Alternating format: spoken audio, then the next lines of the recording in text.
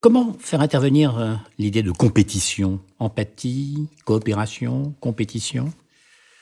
Mais déjà, ce qui se passe dans notre cerveau au cours de l'empathie, surtout dans un contexte social, c'est une coopération et compétition entre différents systèmes, c'est-à-dire des systèmes qui concernent mon émotion, la vôtre, surtout qu'une des propriétés fondamentales de l'empathie, c'est d'être capable d'inhiber l'émotion qu'autrui vous montre, puisqu'il s'agit d'aller imaginer, en quelque sorte, ressentir l'émotion d'autrui.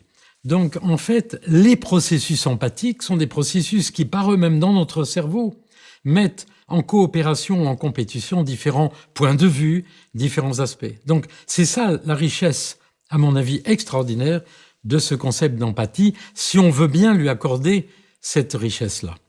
Et cela reflète peut-être un des aspects des questions de coopération-compétition. Alors, est-ce qu'en fait, l'homme ou la femme est un animal qui, par essence, est généreux, bienveillant, souhaite le bien d'autrui, ou bien est-ce que c'est un descendant des dinosaures qui cherche à avoir sur autrui le pouvoir y compris d'ailleurs de le comprendre, de le capturer, parce que l'empathie, c'est d'une certaine façon la capacité de capturer, de se mettre dans autrui. C'est un très grand débat qui dépasse peut-être notre conversation d'aujourd'hui.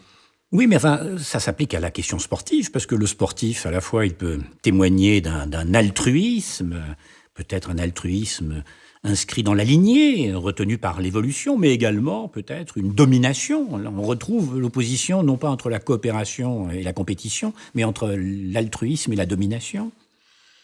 Oui, vous avez raison, effectivement, le sport est un magnifique modèle de ces facultés, tentation, tendance, instinct, contradictoires et complémentaires qui sont ceux de la compétition et de la coopération. C'est pour ça d'ailleurs que le sport est un très bel apprentissage, une très belle école de la nature.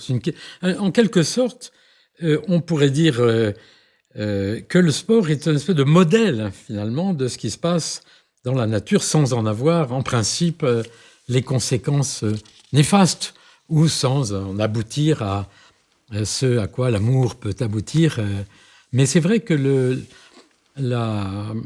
le sport, les sports, en particulier les sports collectifs, mais aussi certains des sports individuels, sont une magnifique, non pas représentation, mais un scénario en quelque sorte, comme est le théâtre pour la vie, de ce qui sont les rapports de compétition, de domination, dont nous avons hérité dans l'histoire de l'évolution. Tout cela suppose une ritualisation efficace. Il y a des ratés de la ritualisation, on le sait bien. Oui, là vous employez un terme extrêmement important et effectivement, dans le sport comme dans toutes les activités sociales humaines et chez les animaux d'ailleurs, on trouve des rites, des symboles et c'est ça qui est intéressant.